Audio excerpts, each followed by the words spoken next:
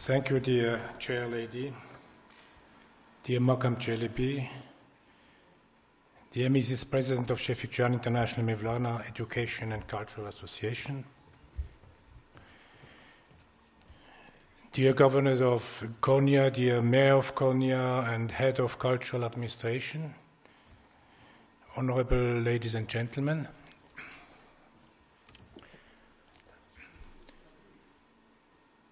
thank you very much for inviting me to this event and allowing me to address a few words in remembrance of Şefik Can Efendi. It means a lot to me to be here for the simple reason that I learned a lot from this remarkable man.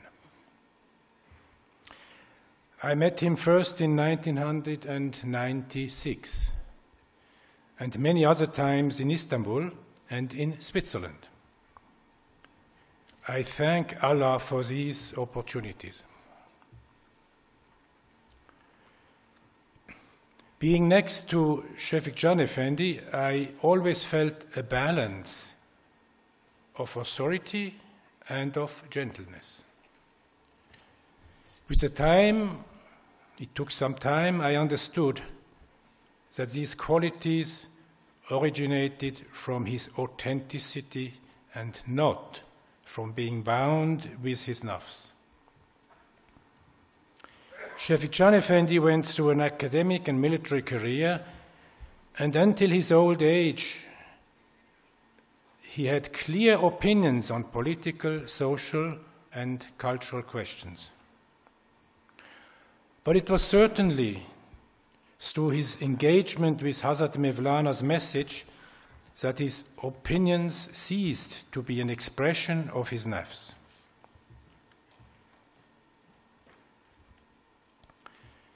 In his argumentation, I recognized an immense knowledge with free and clear reasoning.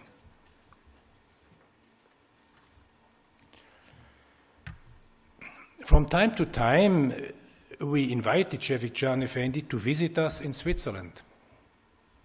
His sohbets were always heartwarming and elevating, and we were left with a treasure of remembrance and knowledge. And this is an anecdote, but it's a true anecdote. Once we celebrated Sema in Switzerland, and of course I asked him to be Bosnishin and offered him my destar. And we had to smile because the destar was too big for his head, and we had to find a way to fix it on his head. And we recognized that Şefik Can Efendi had a great sense of humor, also about himself. Vanity was simply non-existent. And he kept his sense of humor through his old age, when he felt that the passing to the other world was getting near. I remember after his neighbor died, he told us that Israel, the angel of death, wanted to pick him up. But unfortunately, the angel was somehow confused, and he knocked on the wrong door, and he took his neighbor away. And then, very honestly, he added, "Look, I know that there will be bliss and joy in the other world, but still I'm afraid." Is this not a beautiful expression of his modesty? May Allah be pleased with his soul. Now please allow me to speak about myself. A'udhu billahi minna shaitanir rajim, bismillahir rahmanir rahim. My own spiritual path within Islam and Tasawwuf was always challenged by the cultural differences between Oriental and Occidental societies. I'm a person rooted in European culture, and I always longed to see and understand Islam in harmony and not in confrontation with the European heritage and culture. The adoption of Oriental thinking and behavior under the label Islam was never acceptable to me. And for such questions, I sometimes consulted Şefik Can Efendi, and he helped me a lot, often by using verses from Hazreti Mevlânâ.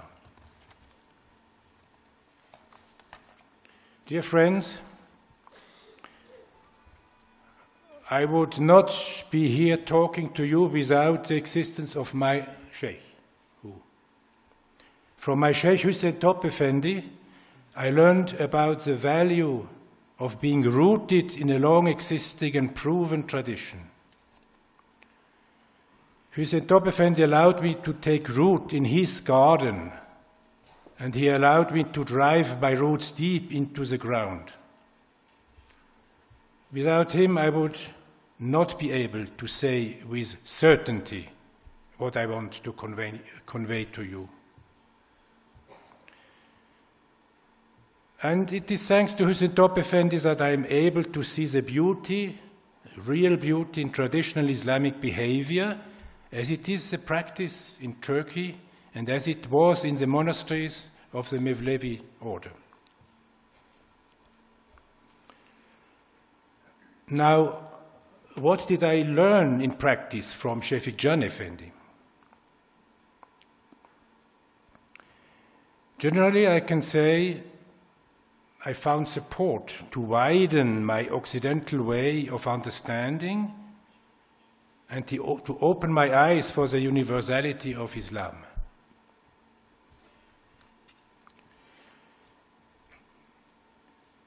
Let me list four subjects. First subject. Şefik Can Efendi reminded me that our Prophet Muhammad, peace and blessings for him, is the seal of the prophets.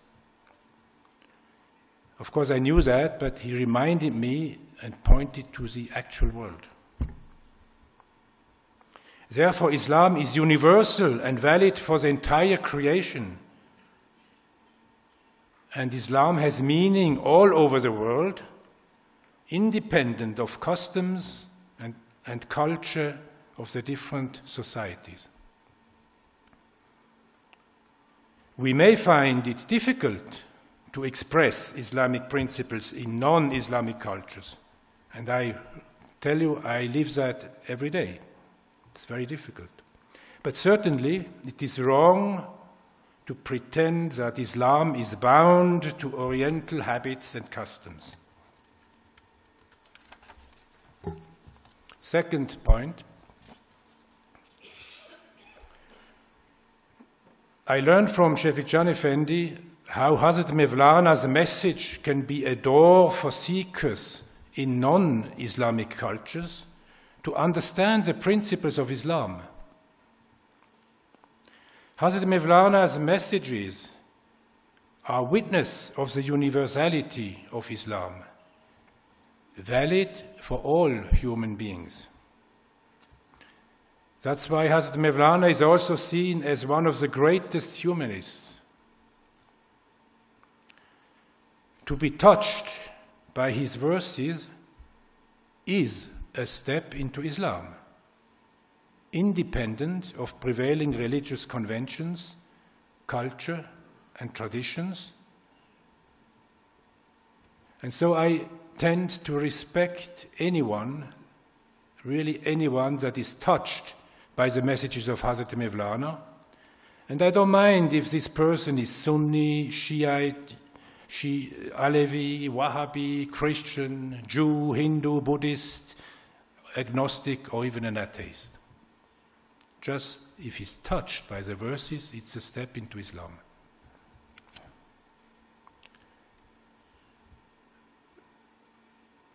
Third point. Şefik Can Efendi always pointed out that we are here to serve humanity with whatever capacity we are gifted. To do so, we certainly have to respect the law, customs, and culture of the society we are living in. Conventions and formalities are important in this world for the time we live. And so we have to live with an attitude of respect and conform to ethical values.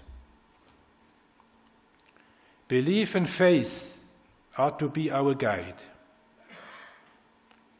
And we should strive for a strengthening of our virtuousness.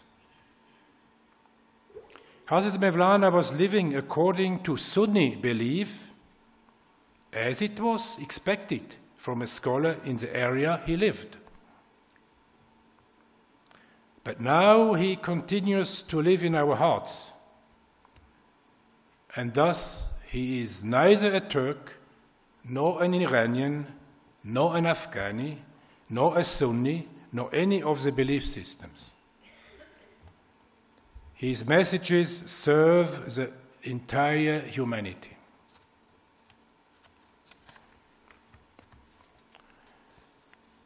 Fourth point.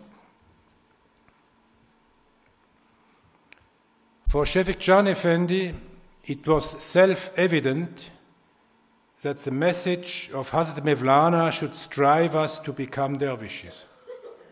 What is a dervish? What is that? A dervish is detached from any worldly urge or aspiration. Titles and functions are of no interest to a dervish. To carry the blood of Hazrat Mevlânâ, or to be honored with the Destar or the title of a Dede, a Hafiz, or an Imam, might be necessary to keep order in the society, but it gives no, and really no, indication about the qualities of a person. Şefik Can Efendi taught me to kiss the hand of those whose hearts express the qualities of dervishes, and not to be blinded by titles, functions, and worldly power.